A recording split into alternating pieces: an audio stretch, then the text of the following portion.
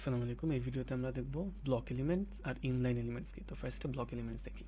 তো block elements হলো যেটা আপনার আসলে ভিউ পোর্ট বা স্ক্রিনটা, আপনি যদি পিসিতে থাকেন পিসি, মোবাইলে থাকলে মোবাইল, তো আপনার যে স্ক্রিন আছে সেই স্ক্রিনের পুরো উইডথটাই সে নিয়ে নেবে। পুরো উইডথ মানে একদম এই শুরু থেকে শেষ পর্যন্ত যে উইডথ বা প্রস্থ সে পুরোটা নিয়ে নেবে।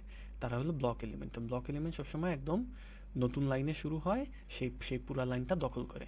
ওকে, আর আপনি এরপরে যাই দিবেন সেগুলা পরের লাইনে আসবে, কারণ ওই লাইন সে নিজে দখল করে রাখে। তো এখানে যদি খেয়াল করেন আমি বডির ভিতরে একটা H1 ট্যাগে লিখছি যে হেডিংস আর ব্লক এলিমেন্ট। তো দেখেন এটা আসলে পুরো একটা লাইনে গেছে।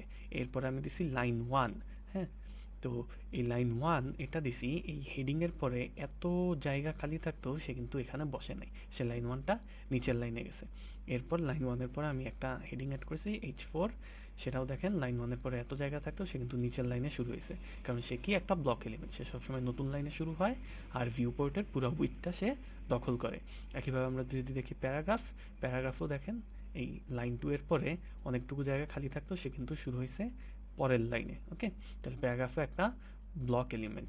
এই প্যারাগ্রাফের ভিতরেই দেখেন আমি আবার একটা হেডিং লিখছি, সেই হেডিংটাও দেখেন এই পাশে অনেক জায়গা খালি আছে। দিস এ প্যারাগ্রাফ, এই লাইনের পর অনেক জায়গা খালি আছে, এরপরেও কিন্তু হেডিংটা নিচের লাইনে শুরু হয়েছে। কেন?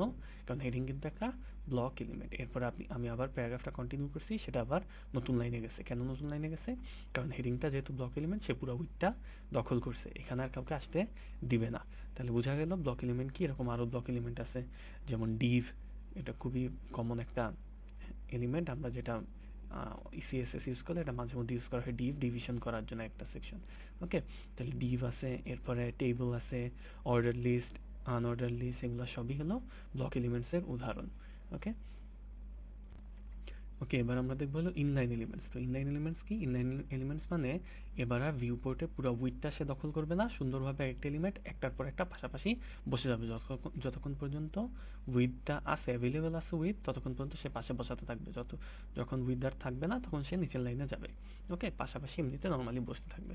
যেমন কে কে আছে ইনলাইন এলিমেন্টসে? অ্যাঙ্কার ট্যাগ, বা আমরা যেটা দিয়ে লিঙ্ক অ্যাড করি, ইমেজ ট্যাগ, স্প্যান যেটা আমরা এখন দেখি না, এটা মাঝে মধ্যে ইউজ করে, আর টেক্সট ফরম্যাটিংয়ের ট্যাগ যেগুলো দেখছি সে সবই হলো ইনলাইন এলিমেন্টস।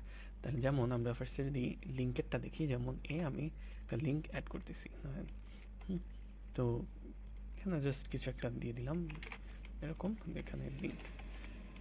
ওকে, তো এবার দেখেন আমার যে প্যারাগ্রাফের ভিতরে আমি লিখতেছি, তো এখানে এটা আসলে কি হয়েছে, প্যারাগ্রাফের ঠিক পাশেই বসছে। কেন? কারণ সে হলো একটা ইনলাইন এলিমেন্ট। ওকে, তাহলে ইনলাইন এলিমেন্ট মানে কি, সে আসলে আগে যেসব জিনিস আছে সেগুলোর পাশে সে বসবে, সে আলাদা লাইনে শুরু হবে না। ওকে ওকে, তাহলে আমার যদি একে আলাদা লাইনে নিতে হয় তাহলে আমি কি করব?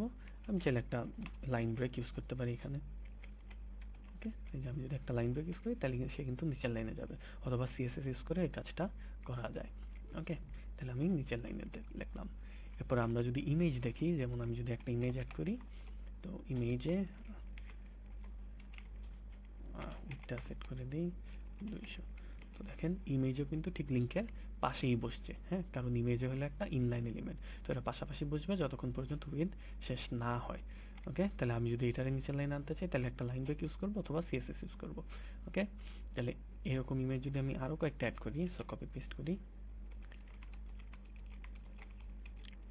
এবার দেখেন এই যে ফার্স্ট একটা লিঙ্ক, এরপর একটা ইমেজ, এরপর একটা ইমেজ, এরপর একটা ইমেজ, এরপর এখানে একটা ইমেজ বসার কথা ছিল, কিন্তু ইমেজের যে সাইজ, সেই সাইজটা এখানে আসলে আটবে না, এর জন্য সে নিচের লাইনে গেছে। তার মানে ইনলাইন এলিমেন্ট বোঝা গেল। ইনলাইন এলিমেন্টগুলো হলো পাশাপাশি বসতে থাকবে যতক্ষণ পর্যন্ত উইথ অ্যাভেলেবল আছে। যদি উইথ অ্যাভেলেবল না থাকে তাহলে সে নিচের লাইনে যাবে। ওকে, তাহলে আমরা এই ভিডিও থেকে কি শিখলাম, যে ইনলাইন এলিমেন্টস কোনগুলা, জিনিসটা কি, আর ব্লক এলিমেন্টস কোনগুলা, জিনিসটা কি। Thank you.